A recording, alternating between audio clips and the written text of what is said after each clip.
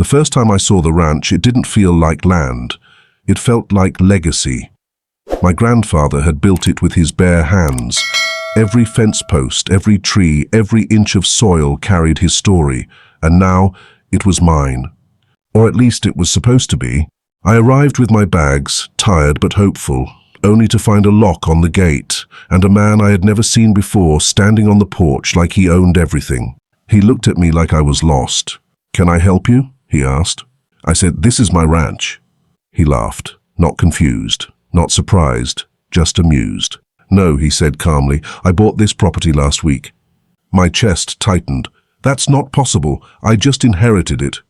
That's when he said the name that changed everything. The HOA president handled the sale, all legal. My stomach dropped.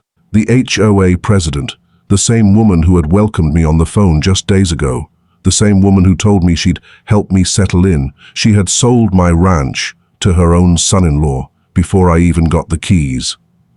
I went straight to her office. She didn't deny it. She didn't even look nervous. "You weren't here," she said coldly.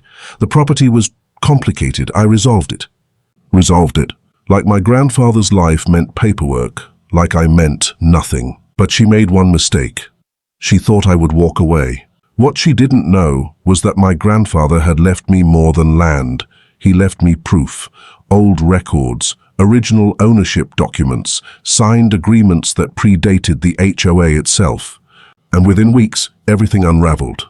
The sale was declared fraudulent. The contracts were void. Her son-in-law lost the ranch overnight. But it didn't end there. An investigation exposed years of corruption, illegal fines, fake liens, stolen properties. Families who had quietly lost everything finally had their voices heard.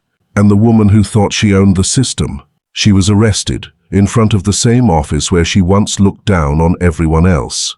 I stood at the ranch again weeks later, same land, same air, but this time it felt different. Because this wasn't just about getting my inheritance back. It was about something bigger. Some people think power means they can rewrite the truth, but the truth has a way of coming back, louder than ever. And when it does, it doesn't just take back what was stolen. It takes everything.